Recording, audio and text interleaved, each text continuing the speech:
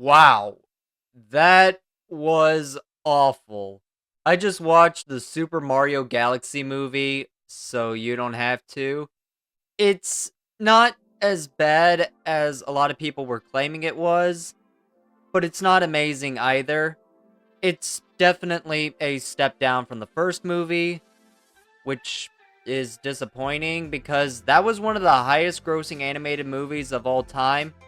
And the sequel is based on one of the most popular Mario games. It should have been a slam dunk, but instead it commits what I consider to be a cardinal sin in entertainment. Spoilers if you haven't seen the film yet. With that out of the way, let's talk about it. The biggest cardinal sin this movie commits is that it caters to the TikTok Zoomer brain, where the plot takes a backseat in exchange for nothing but jingling keys, blinking lights, and empty calorie content in order to keep the viewer's attention. The first Mario movie followed a simple story, but it did what it needed to do in order to be entertaining for anyone. With Super Mario Galaxy, this is a movie only kids will love, and the most die-hard Mario fans. It's definitely not as bad as other movies in the video game genre, like FNAF 2, but this movie is all over the place. Now I want to get my only compliments out of the way. Visually, the movie looks great. The animation is extremely good, and definitely an improvement from the first. I also think the audio mix is phenomenal. They took notes from the first movie and focused less on hand-fisting classic songs and 80s tracks in exchange for more remixes of iconic songs and audio from the games. I think all of that was great. I just wish it was being used to complement a plot that was compelling as opposed to being used purely for stimulants. The plot is a jumbled mess. So the story is Rosalina gets kidnapped by Bowser Jr., and now Mario, Luigi, and the others have to travel across different planets in order to save the galaxy. Again, a very simple premise, much like the first movie. However, they never give time to just let things marinate. The plot is always on the run, where as soon as one thing happens, it immediately gets solved or abandoned in order to make room for the next thing. There are multiple times where plot elements don't go anywhere, and the best example of this is actually at the beginning of the film. So Bowser is trying to turn over a new leaf with Mario, Luigi, and the others. They somewhat become friends, and Bowser actually makes a huge sacrifice for them after his mini mushroom wears off. But then this plot line immediately gets abandoned. Bowser Jr. abducts him, and I guess seeing his boy follow in his father's footsteps reignites his hatred for Mario and the others, because they completely wiped their ass with all that time they spent trying to develop his character.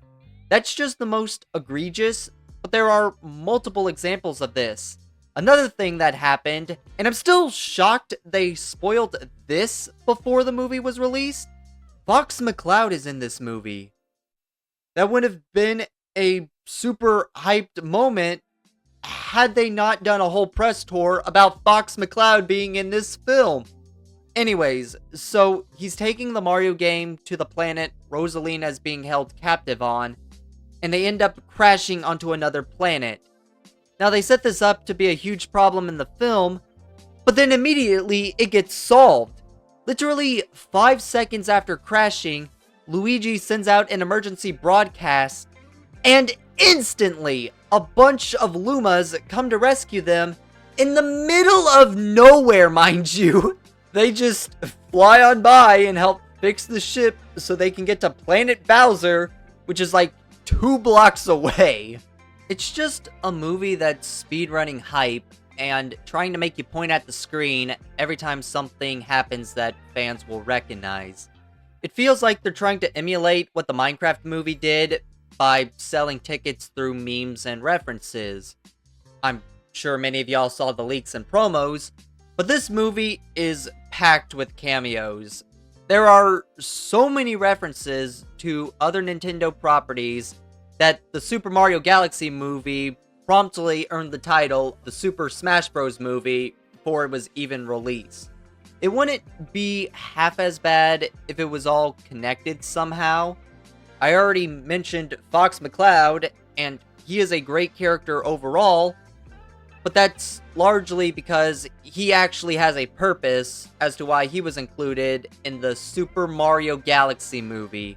Most of the cameos, however, are utilized in such small capacity that it's just a disappointing waste of these characters, and it doesn't really compute as to why they would include them in the first place.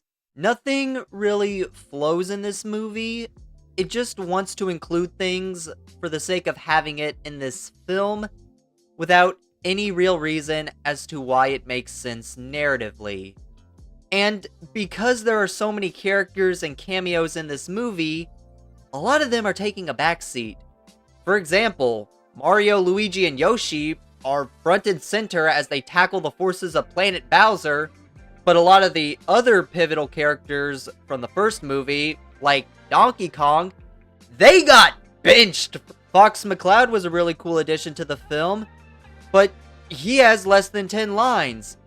He doesn't have a lot to do other than being a pilot for the Mario gang and doing some occasional space combat. But at least he's here. But you know who's not really present in this film? Rosalina. It's a Super Mario Galaxy movie, and she has very little screen time. It feels very reminiscent of the first Mario movie, except instead of Luigi not getting much screen time, it's Rosalina. Despite the premise of the movie is based on the game she debuted in. I don't know what they thought they were cooking. I understand kidnapping plots are very common in Super Mario, but do you know the kind of shamelessness you have to give a non-Mario character more screen time than a character who's pretty integral to the plot of the game that your movie is based on? Again, Fox McCloud is a supporting character with very little screen time in this movie, but significantly more than other characters, despite not being a character in Mario himself. I don't know, that's just a bit of a pet peeve.